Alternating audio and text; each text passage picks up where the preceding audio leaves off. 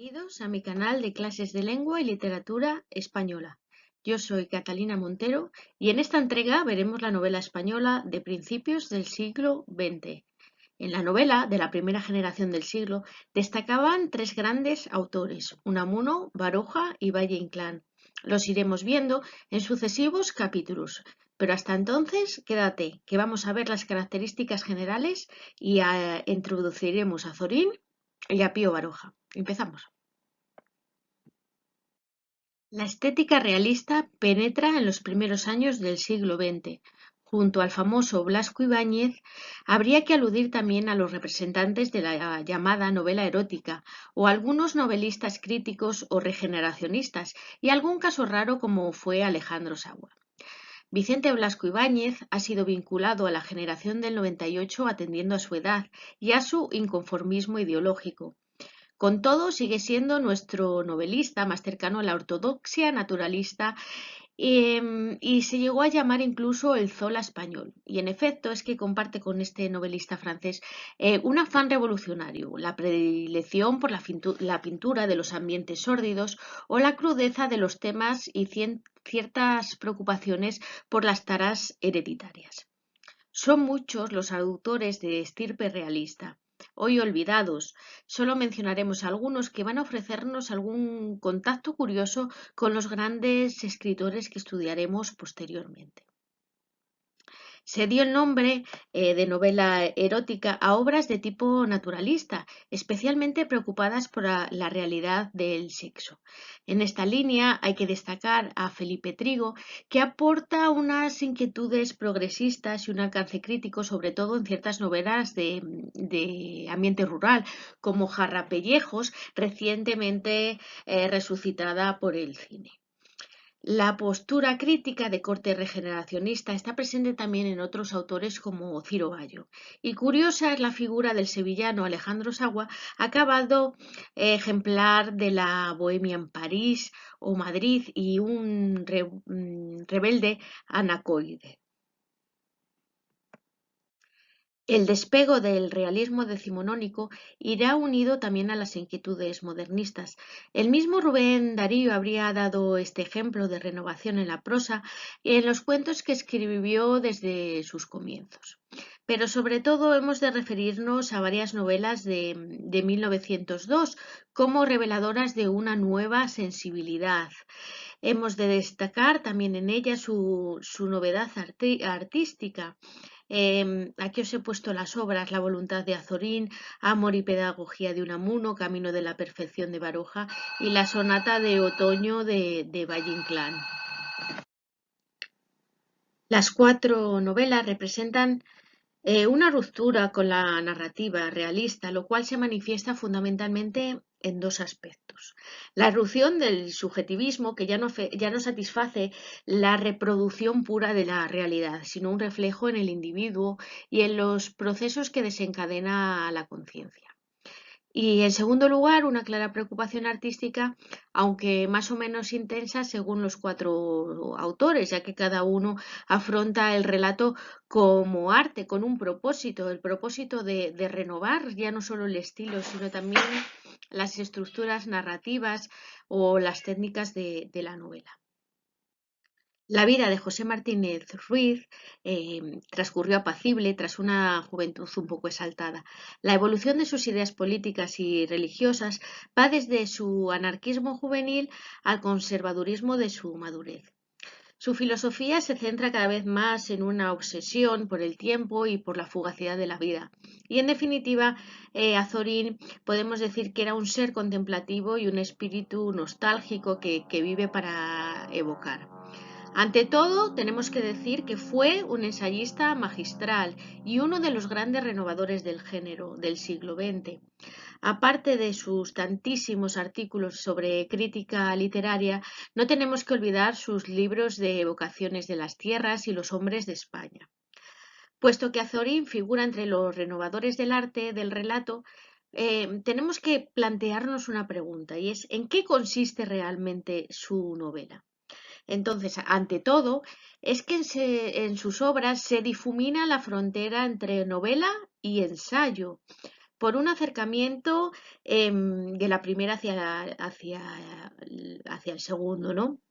En efecto, en 15 libros suyos llevan el título de la novela, pero apenas se distingue a veces de sus ensayos y pierde importancia lo que tradicionalmente habría sido el eje de la novela, ¿no? Que es el argumento. La trama argumental es tan tenue que más bien parece un pretexto, ¿no? para exponernos pinturas de ambientes o para sustentar quizás una galería de personajes dolientes o extraños o más bien fracasados. Y en todos ellos tenemos que decir que aflora su peculiar visión de la vida, esa típica desación existencial de la que habíamos hablado y su característica visión de España. La voluntad, Antonio Azorín y las confesiones de un pequeño filósofo son tres títulos que le proporcionó su seudónimo de Azorín. Su producción narrativa se reanudará más tarde con obras en las que se somete a personal revisión ciertos tipos literarios. En sus novelas el lenguaje pasa a ser término y hay dos rasgos patentes, ¿no? La voluntad artística y el subjetivismo. Su lengua, en efecto, es consustancial, ¿no? Con su manera de ver y sentir un estilo que fluye melancólico, ¿no? Con un lirismo a veces contenido. Sus cualidades están en la precisión y la claridad, de ahí el empleo de la palabra justa y la frase breve. Y en sus descripciones podemos observar una técnica miniaturista por la atención al detalle revelador. Que él llamaba primores de lo vulgar, de los que sabe extraer hondas y profundas sugerencias. En cuanto a Pío Baroja, tenemos que decir, que aunque ya lo sabemos porque lo hemos visto anteriormente, es que nació en San Sebastián en 1872 y en Madrid estudió medicina y se doctoró con una tesis sobre el dolor, pero ejerció poco tiempo como médico.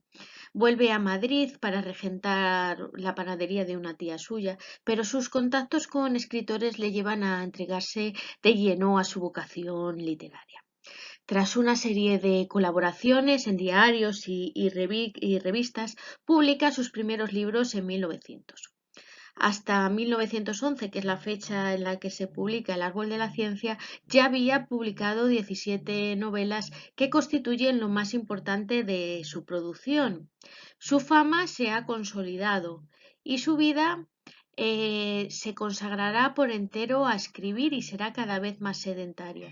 En 1935 ingresó en la Real Academia de la Lengua y la guerra civil le sorprende en el País Vasco, donde pasa atemorizado a Francia por un incidente con los carlistas. En 1940 se instala de nuevo en Madrid y recupera su vida y sus quehaceres cotidianos literarios. Y muere en Madrid en 1956. En cuanto a su personalidad, tenemos que decir que fue un hombre talante, solitario y amargado, y ello explica en buena parte su pesimismo, ¿no? Sobre el hombre y sobre el mundo. Sin embargo, a la vez, ¿no? Es capaz de sentir una inmensa ternura por las personas desvalidas y marginadas. Esto y su absoluta sinceridad completa los rasgos fundamentales de su temperamento, ¿no? Tal fue su código moral que aplicó hasta la exasperación la fama de hosco e individuo y llegó a ser incluso tachado en una lista de personas intratables, ¿no? Y yo creo que fue porque no supieron ver también el fondo desolado de su alma. Su concepción de la vida es inseparable de su temperamento, ¿no? Y de sus páginas se desprenden unas ideas sobre el hombre y el mundo que se inscriben a la perfección en la línea del pesimismo existencial. Baroja también se distinguió por su radical escepticismo religioso y y piensa que el mundo carece de sentido, ¿no? Y la vida le resulta absurda y no alberga ninguna confianza en el hombre. Ideas como estas explican el hastío vital de muchos de sus personajes, ¿no? Su ideología política está marcada por el mismo escepticismo, como ya hemos aludido a sus contactos juveniles con el anarquismo, y todavía afirmaba en 1917 que yo he sido siempre un liberal radical, individualista y anarquista. Pero en realidad del anarquismo solo le atrajo la rebeldía, el impulso demoledor de la sociedad establecida. Por otra parte, abominó del comunismo y del socialismo, pero también de la democracia que le parecía el absolutismo de número, ¿no? Su escepticismo explica que llegara a proclamarse partidario de una dictadura inteligente. En medio de estas ideas tan contradictorias, igual la definición que más le conviene es aquella de liberal radical, ¿no? Y de ahí que sus personajes preferidos sean los inconformistas del más diverso signo. Así, el hombre de acción que se alza contra la sociedad y rara vez con éxito tenga su papel en las novelas de Baroja, ¿no? En la cara del héroe barojiano.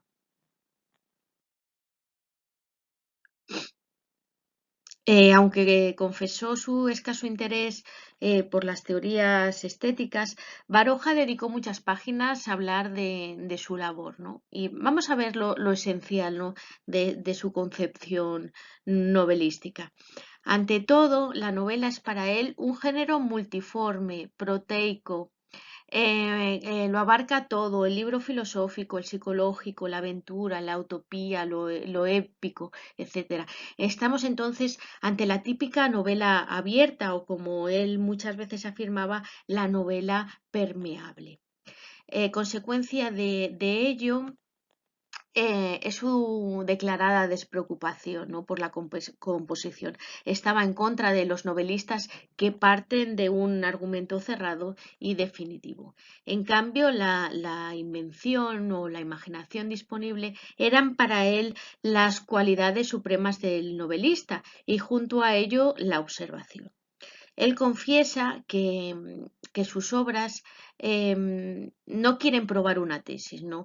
Y es cierto, pero no significa de ellas que no se desprenda una concepción de la vida. Incluso es frecuente que se intercalen en la acción disquisiciones, ¿no? En las que se barajen ideas de índole variadísima insertadas a lo mejor en la experiencia vital de un personaje. En definitiva, lo que queremos exponer es que Baroja le falta composición, ¿no? O es toda una desorganización y no son más que una forma particular de componer.